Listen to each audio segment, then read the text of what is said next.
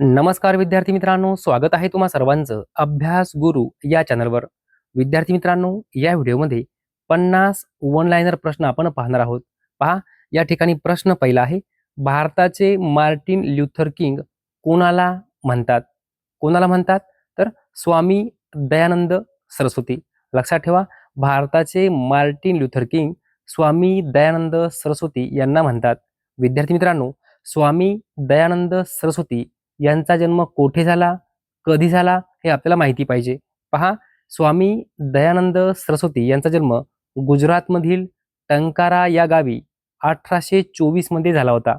लक्षात ठेवा, राज्य आहे गुजरात, गाव आहे टंकारा आणि साल आहे 1824. त्यांचे मूळ नाव मूळशंकर होते. विद्यार्थी मित्रांनो, पोलीस भरती, तलाठी भरती, वनरक्षक भरती आणि आरोग्य भरती यामध्ये वारंवार प्रश्न विचारला गेला आहे. स्वामी दयानंद सरस्वती यांचे मूळ नाव काय होते? काय होतं? मूळशंकर. लिहून ठेवा, मूळशंकर. पुढील प्रश्न पहा. भूकंपाच्या लाटा मोजण्यासाठी कशाचा वापर केला जातो? तर सिस्मोग्राफ. लक्षात ठेवा, भूकंपाच्या लाटा मोजण्यासाठी सिस्मोग्राफचा वापर केला जातो.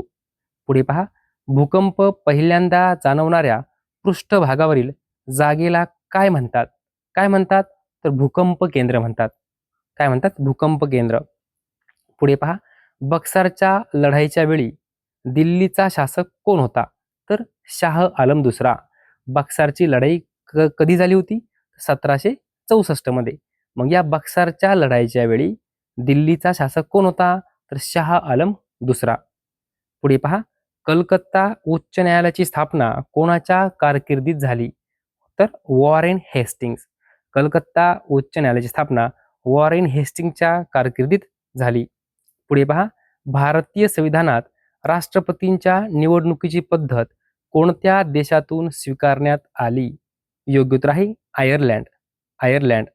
लक्षात घ्या, आयर्लंड या देशाच्या घटनेतून आपण राष्ट्रपतीच्या निवडणुकीची पद्धत स्वीकारलेली आहे. पुढे पहा. राष्ट्रपतींना पदाची शपथ कोण देतात? कोण देतात? तर भारताचे सरन्यायाधीश. भारताचे सरन्यायाधीश हे राष्ट्रपतींना पदाची शपथ देतात. पुढे पहा. पानिपतची पहिली लढाई कधी झाली? तर 21 एप्रिल 1526. 21 एप्रिल 1526 पानिपतची पहिली लढाई. भारताचे राष्ट्रगीत वंदे मातरम पहिल्यांदा कधी गायले गेले? कधी गायले गेले? तर 1896. साल लक्षात ठेवा. भारताचे राष्ट्रीय गीत वंदे मातरम पहिल्यांदा 1896 या वर्षी गायले गेले. पुढील प्रश्न पहा. भारतीय अंतराळ संशोधन कार्यक्रमाचे शिल्पकार कोण आहेत? तर विक्रम साराभाई. विक्रम साराभाई. भारतीय दूरसंचार क्रांतीचे जनक कोण आहेत?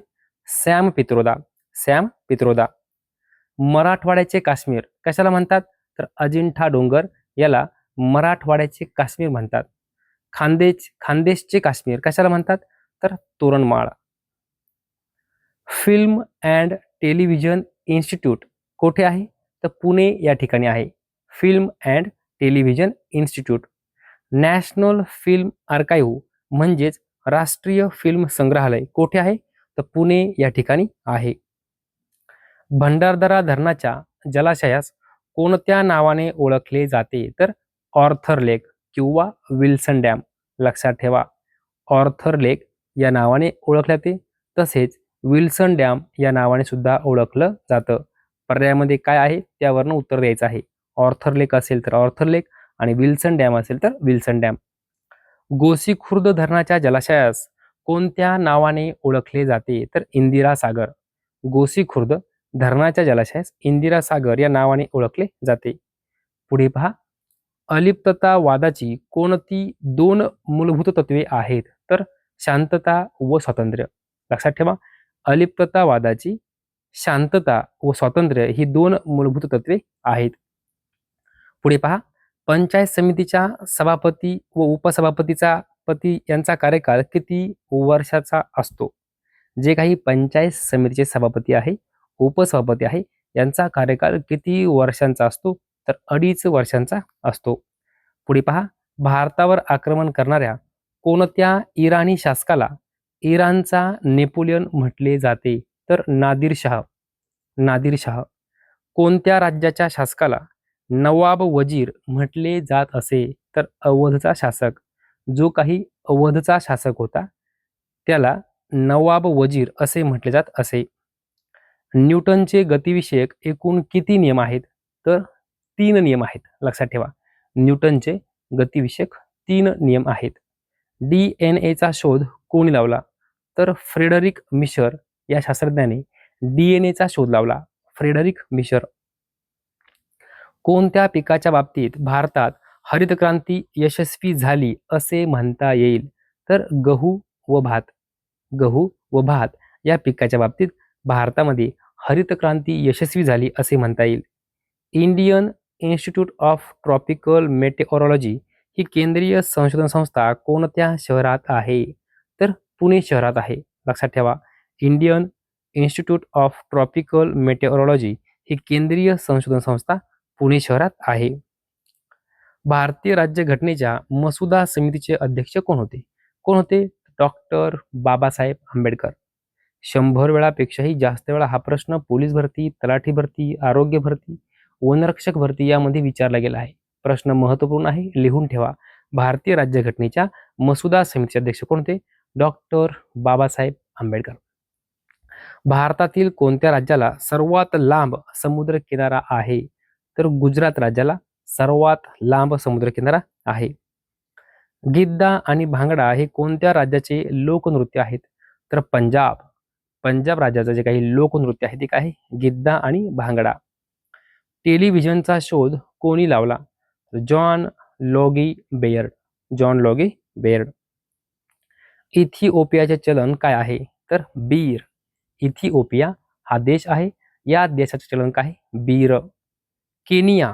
केनियाचे चलन काय आहे? तर शिलिंग. केनिया नावाचा देश आहे आणि त्या देशाचं चलन काय आहे? शिलिंग. पुढे पहा. माधवानुज या टोपणनावाने कोणाला ओळखले जाते? तर काशीनाथ हरी मोडक. काशीनाथ हरी मोडक यांना माधवानुज या टोपणनावाने ओळखले जाते. कुंज विहारी या टोपणनावाने कोणाला ओळखले जाते? तर हरिहर गुरुनाथ कुलकर्णी. हरिहर गुरुनाथ कुलकर्णी यांना कुंज विहारी या टोपणनावाने ओळखले जाते. छत्रपती शिवाजी महाराजांचा राज्याभिषेक कधी झाला? तर 1674. 1674 छत्रपती शिवाजी महाराजांचा राज्याभिषेक. भारताला स्वातंत्र्य कधी मिळाले? तर 15 ऑगस्ट 1947. लक्षात ठेवा. 15 ऑगस्ट 1947 रोजी भारताला स्वातंत्र्य मिळाले. इतिहास म्हणजे काय? तर भूतकाळातील मानवी घटनांचा अभ्यास म्हणजे इतिहास. इतिहास म्हणजे काय? भूतकाळातील मानवी घटनांचा अभ्यास म्हणजे काय? इतिहास. भारतातील प्राचीन काळातील सर्वात जुनी संस्कृती कोणती? तर सिंधू संस्कृती. सिंधू संस्कृती. जगात सर्वात जास्त चांदीचे उत्पादन कोणत्या देशात होते? तर मेक्सिको. लक्षात ठेवा. जगात सर्वात जास्त चांदीचे उत्पादन मेक्सिको हा देश आहे, या देशात होते. भारताच्या पहिल्या महिला मुख्यमंत्री कोण होत्या? तर श्रीमती सुचेता कृपलानी. श्रीमती सुचेता कृपलानी. भारताची सागरी सीमा एकूण किती देशांच्या सागरी सीमांना संलग्न आहे? तर 7. लक्षात ठेवा. भारताची सागरी सीमा एकूण 7 देशांच्या सागरी सीमांना संलग्न आहे. शून्याचा शोध कोणी लावला? तर आर्यभट्ट. आर्यभट्ट या शास्त्रज्ञाने शून्याचा शोध लावला. अजिंठ्याच्या लेण्यांमधील चित्रे कोणत्या धर्माशी संबंधित आहे? तर बौद्ध धर्म. लक्षात घ्या. अजिंठा लेण्यांमधील जे काही चित्रे आहे ते बौद्ध धर्माशी संबंधित आहे. जगातील सर्वात मोठा पक्षी कोणता? शहामृग. भारताच्या कोणत्या दिशेला बंगालचा उपसागर आहे? तर आग्नेय दिशेला. लक्षात ठेवा. भारताच्या आग्नेय दिशेला बंगालचा उपसागर आहे. जागतिक वारसा शिल्पस्थानात महाराष्ट्रातील कोणत्या लेणीची नोंद केलेली आहे? तर अजिंठा लेणी. परभणी व नांदेड जिल्ह्यातील डोंगरांच्या रांगेला कोणती रांग म्हणतात? तर निर्मल रांग म्हणतात. काय म्हणतात? निर्मल रांग. खांदेरी व उंदेरी ही बेटे कोणत्या जिल्ह्यात आहे? तर रायगड जिल्ह्यात आहे. विद्यार्थी मित्रांनो, खांदेरी व उंदेरी ही जी बेटे आहे यावर वारंवार परीक्षेमध्ये प्रश्न विचारला गेला आहे. लिहून ठेवा. खांदेरी व उंदेरी ही बेटे कोणत्या जिल्ह्यात आहे? तर रायगड जिल्ह्यात आहे. सिंधुदुर्ग जिल्ह्याचे कोणते बेट आहे? तर कुरटे. लक्षात ठेवा, कुरटे. कुरटे नावाचं बेट आहे, सिंधुदुर्ग जिल्ह्यात आहे. उजनी धरण कोणत्या नदीवर आहे? तर भीमा नदीवर उजनी धरण आहे. जायकवाडी प्रकल्पामुळे तयार झालेला जलाशय कोणत्या नावाने ओळखले जाते? तर नाथसागर. 100 वेळापेक्षाही जास्त वेळा यावर प्रश्न विचारला गेला आहे. जायकवाडी प्रकल्पामुळे तयार झालेला जलाशय कोणत्या नावाने ओळखले जाते? तर नाथसागर. पुढे पहा, मैथॉन धरण कोणत्या राज्यात आहे? तर झारखंड राज्यात आहे. अलमट्टी धरण कोणत्या राज्यात आहे? तर कर्नाटक राज्यात आहे. कृष्णा नदीवर आहे. लक्षात घ्या, अलमट्टी धरण कर्नाटक राज्यात आहे, कृष्णा नदीवर. कर्कवृत्त भारतातील किती राज्यातून जाते?